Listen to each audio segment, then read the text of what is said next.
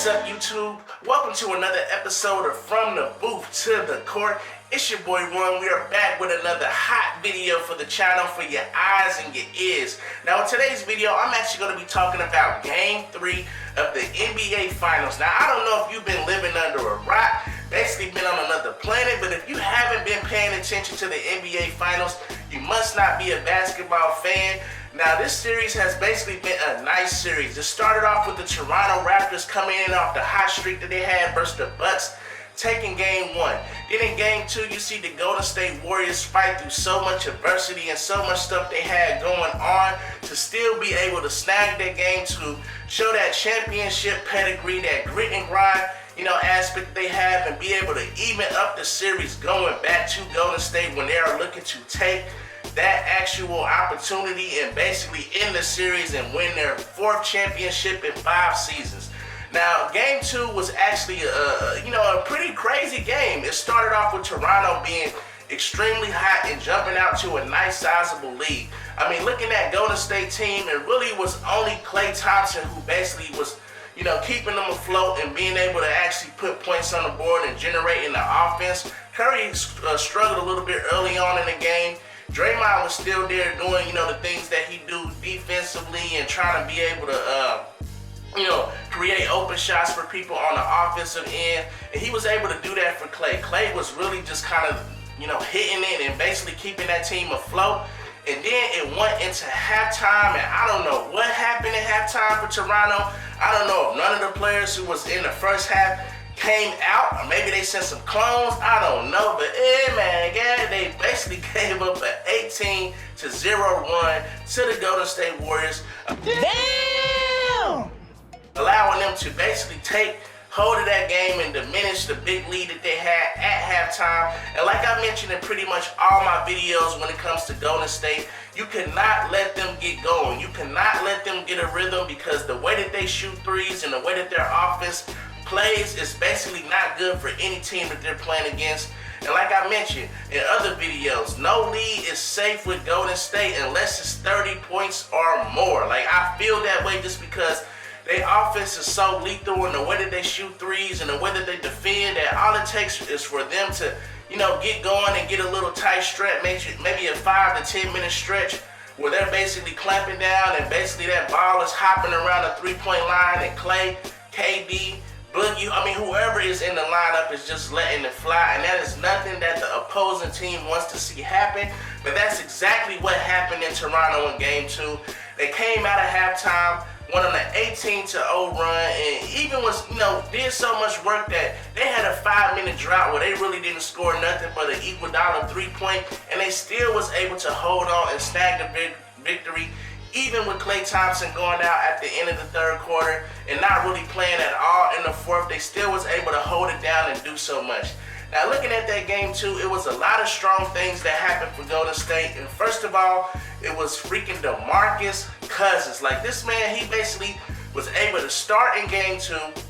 And, he's basically worked his way back from his injury and basically put in that effort, told his team that, hey, trust me, rely on me. I'm willing to do what it takes to help this team win. And he came out and he really did pretty much everything in a good way. He gave nice timely buckets when Golden State needed. He basically rebounded. He had double digits in rebounding, a double-double in that game. He blocked shots when he could, basically tried to throw off shots, and just was basically able to defend the paint and basically make the Warriors a better defensive team in the paint. Because Game 1, the Toronto Raptors really shot good in the paint because the Golden State Warriors was playing small ball. But in Game 2, with them having DeMarcus and Bogut down there, they really was able to defend the paint and be able to throw off a lot of shots that the Toronto Raptors was trying to take in the paint in Game 2. So that was a good thing to see. Draymond, he pretty much is being Draymond. He had a double-double, was 1 assist away from a triple-double. The man has basically been playing phenomenal basketball these past 2 series. Pretty much all playoffs, he's basically been doing his thing. Klay Thompson, like I said, he was basically the hot person in the first half for the Golden State Warriors. Curry came on and was able to drive the team, after halftime and be able to help them secure that Game 2 victory. Now, looking at Game 3, in my opinion, Game 3 and Game 4 is a must-win for Toronto. Now, if they don't win this game in Game 3, I'm not saying that, you know, they not going to win any more games. They still got an opportunity to win Game 4 and to put the home court advantage back in their favor. But looking at Golden State and looking at Toronto, in my opinion, I feel that Golden State is going to take this Game 3 victory.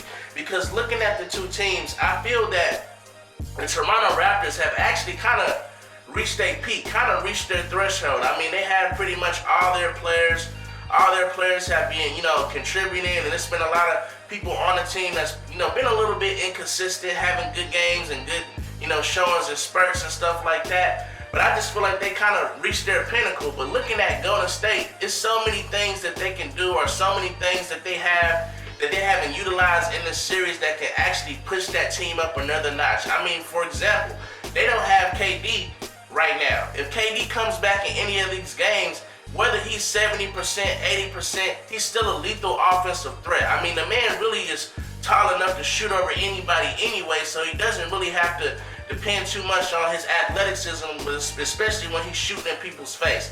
Adding him back to the Golden State roster takes them up another notch.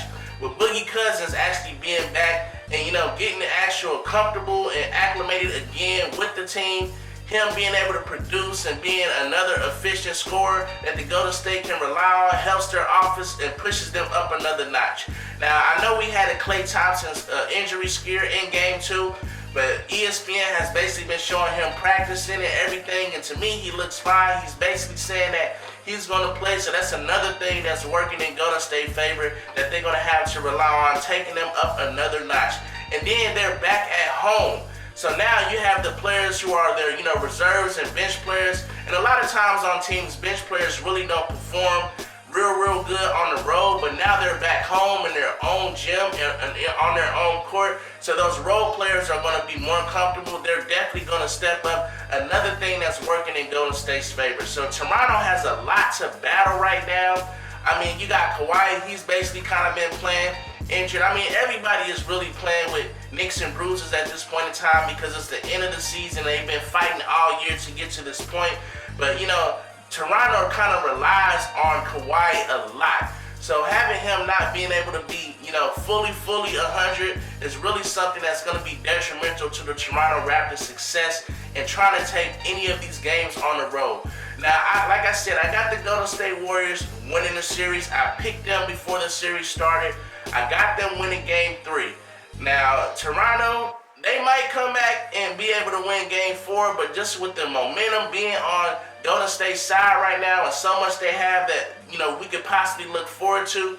Maybe KD comes back. I know Boogie is basically going to play better, and, you know, especially with him getting his legs under him with that Game 1 and Game 2, you know, sprint and being able to get that actual finals feel and be able to get those little jitters off of him. I definitely feel that he's going to play better this game. Draymond is going to be able to take it up another notch, and, you know, it's going to be an interesting game to watch. I'm really excited to see how the Toronto Raptors is going to respond. Is Pascal going to be still aggressive? Is Marc Gasol going to show up? Is Ibaka going to show up? Is Kyle Lowry going to show up? Is Kawhi going to be able to have a little bit more of an efficient game? Because Golden State has been trapping and trying to double team him, basically wanting to get that ball out of his hands or having him make those tough shots that Kawhi can make. And I mean, they want to have somebody else beat them besides them, and that plan really has been looking very successful in this series. But that's my opinion for Game 3. That's my thoughts on the series thus far. If you think that the Toronto Raptors is going to take this Game 3, let me know why in the comment section below. If you feel like it's other things that are working in Toronto's favor that I didn't mention, or other things that's working in the Golden State Warriors' favor that I didn't mention, let me know in the comment section below. And if you're new to the channel, go ahead and hit that subscribe button and hit that notification bell so you can be notified every time we put a video up on the channel. Appreciate you guys tuning into the video. If you like it, give it a thumbs up. If you didn't like it, give it a thumbs down. It's your boy Roy from the Boot to the Court, and we out.